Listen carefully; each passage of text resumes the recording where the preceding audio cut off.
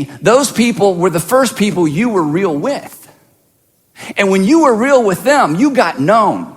And when you got known, it felt good. And maybe for the first time or one of the first times in your life, you felt like somebody really liked you, and they really liked you because they really knew you, because you allowed yourself to be known.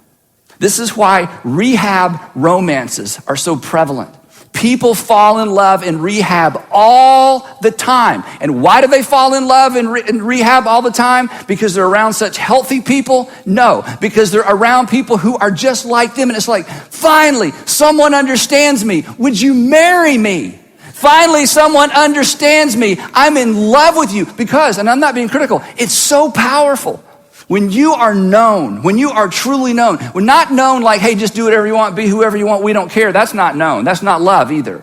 But when you find an environment, when you find a circle of people, when you find a group of people, and you can truly be who you truly are, and yet you feel like they have your best interest in mind, that is a powerful, powerful, powerful thing. In fact, you were made, you were created for that. Now, here's the part of the message you won't believe, and I'm gonna have to spend a few minutes trying to convince you of that. The place where this is supposed to happen, believe it or not, the place where we are to be known the most, the place where we should have the most freedom to be transparent and at the same time committed to becoming everything that we want to be and the adjectives that we've kind of laid out there for ourselves, the place designed for that, believe it or not, is the church. Not big church, but real church. Now, that may not have been your experience in church. In fact, as we're going to see in the next few minutes, there's a tension around this whole idea. But if you've had a bad idea about church, or maybe you don't go to church anymore because of a bad experience, you need to know that at the essence of church is this very thing that we're talking about. The church is to be the primary environment where that kind of knownness can happen. And here's why I say that. In the very first church, you've heard of First Baptist Church, First Methodist Church, First Presbyterian Church. This was First Jerusalem Church, which was like the very first church. And in the very first church, in the very first century, the very first pastor of the very first church in the very first century, which was one of Jesus' very own brothers, the pastor of that church, James, said this about church. Check this out. He said, church, here's what you're supposed to do. I want you to confess your sins to each other and pray for each other so that you may be healed.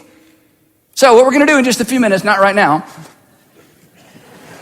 is I'm going to ask you to stand and find a total, complete stranger, and I want you to confess your deepest, darkest sin to that person, and then allow them to confess theirs to you, and I would suggest you not go first.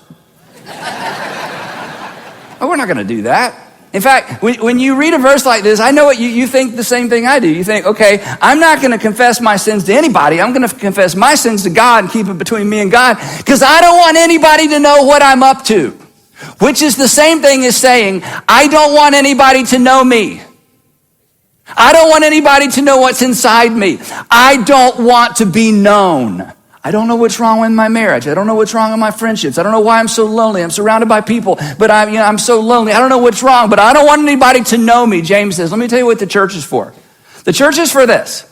Confess your sins to each other and pray for each other. Pray for each other based on what you know about each other so that you may be healed. There is extraordinary power in being known. There is something that happens on the inside that can't happen on the inside until you're willing to do something on the outside. But let me just be honest with you and kind of take a little pressure off. We're not going to do that in here. In fact, we can't do that in here. That would just be weird in here. In fact, in Rose, it's actually impossible to do some of the most important, in fact, the most important thing a church is designed to do. Another pastor wrote this, first century. This is when the whole thing got started. They knew what real church was all about. Here's what another pastor said. He said, and let us consider how we may spur one another. I love that. Spur one another on toward love and good deeds. In other words, hey, as Christians, we're supposed to be all about loving people, and we're supposed to be all about doing good deeds, doing good for other people. He says, so I want you to figure out how to spur one another on. This is not somebody stand up here and talk to a whole bunch of people and spur a whole bunch of people on. He says, no. This is a one another thing.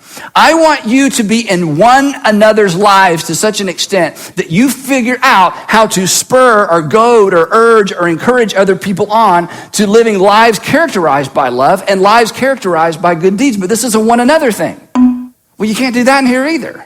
And he goes on and says this, not giving up meeting together. He says, you got to get together. This is not a solo thing. This isn't a Lone Ranger thing. This isn't a, hey, me and God are cool. I don't need anybody else. He goes, no, you don't understand if that's how you think. This is the church.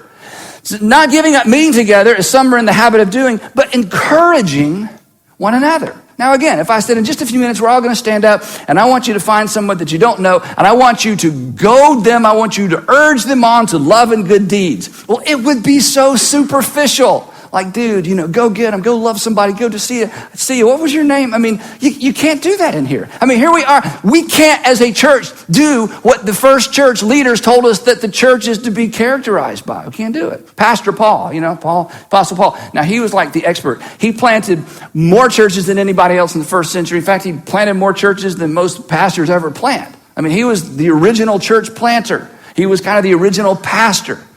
Here's what he says.